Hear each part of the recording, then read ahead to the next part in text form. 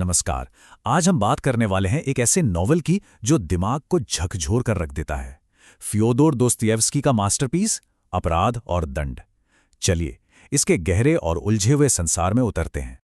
तो इस पूरे नॉवल के केंद्र में एक बहुत ही बेचैन कर देने वाला सवाल है, क्या किसी बड़ी अच्छाई के लिए कोई गलत काम करना कभी सही हो सकता है? ये सवाल 19वीं सदी के इस साइकोलॉजिकल थ्रिलर की जान है।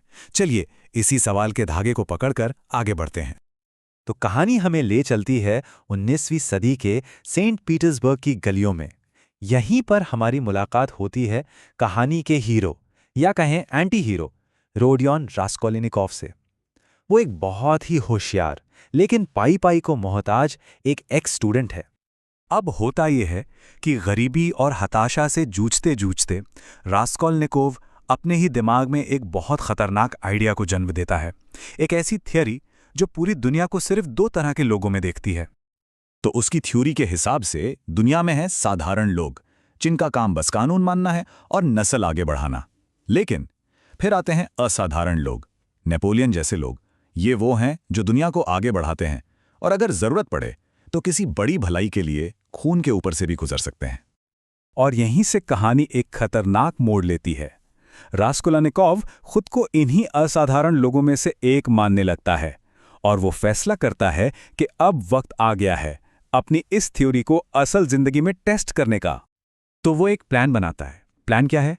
एक बूढ़ी लालची साहूकार को मारना जिसे वो समाज पर एक कीड़े की तरह देखता है, फिर उसके पैसे चुराना और उन पैसों से दुनिया में अच्छे काम करना, और हाँ, बिना पकड़े गए बच निकलना, ताकि ये साबित हो सके कि वो वाकई सबसे ऊपर है, सबसे अलग है।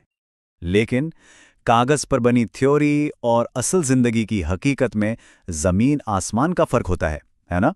उसका ये साफ सुथरा इंटेलेक्चुअल सा लगने वाला प्लान उस एक पल में चकनाचूर हो जाता है जब वो सच में उस अपराध की क्रूरता का सामना करता है। सब कुछ प्लान के हिसाब से नहीं होता, बिल्कुल नहीं।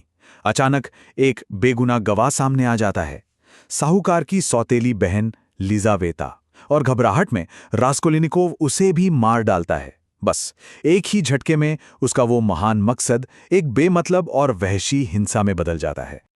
तो जो अपराध उसे असाधारण साबित करने वाला था वो उसे महान तो नहीं बनाता, बल्कि उसे अंदर से पूरी तरह खोखला कर देता है।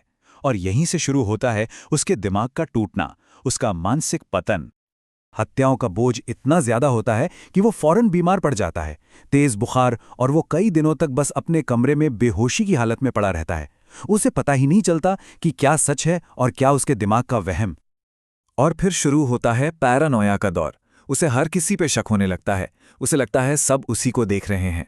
हालत ये हो जाती है कि पुलिस स्टेशन में जब कोई मजाक में भी हत्याओं का जिक्र करता है तो वो डर के मारे बेहोश होकर गिर पड़ता है। उसका ये राज, ये अपराध बोध उसे सबसे दूर कर देता है। वो अकेला पड़ जाता है, इतना अकेला कि वो अपनी माँ, अपनी बहन और अपने जिगरी दोस्त रज़ुमिखिन तक से मुंह फेर लेता है। तो एक तरफ तो रास्कोल्निकोव अपने ही दिमाग की जेल में कैद है, लेकिन अब एक असली खतरा बाहर से भी दस्तक दे रहा है, और ये खतरा है केस का लीड इन्वेस्टिगेटर। इसका नाम है पोरफिरी पेट्रोविच, और ये कोई आम जासूस नहीं है। इसके पास कोई ठोस सबूत नहीं है। तो ये क्या करता है? ये रास्कोल्निकोव के साथ एक साइकोलॉजिकल खेल खेलता है, एक बिल्ली चूहे का खेल। उसे बातों में फंसाकर उसे इतना परेशान कर देता है कि वो खुद ही अपना गुनाह कबूल कर ले। तो अब सोचिए, एक तरफ अंदर से अपराधबोध खाए जा रहा है और दूसरी तरफ पोरफिरी का दिमागी खेल। रास्कोल्निकोव पूरी तरह फंस चुका है। वो एक ऐसे मोड़ पर है जहां से दो रास्ते जाते हैं, और ये दो रास्ते उसे दो इंसानों की शक्ल में दिखाई देते हैं।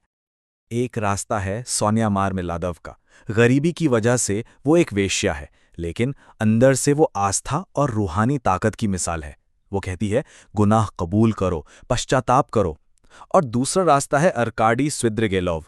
ये वो आदमी है जो रास्कोल्निकोव की असाधारण वाली थ्योरी को असल में जी रहा है, मतलब नैतिक रूप से बिल्कुल खोखला, जिसे लगता है कि कुछ भी करने की आज़ादी है।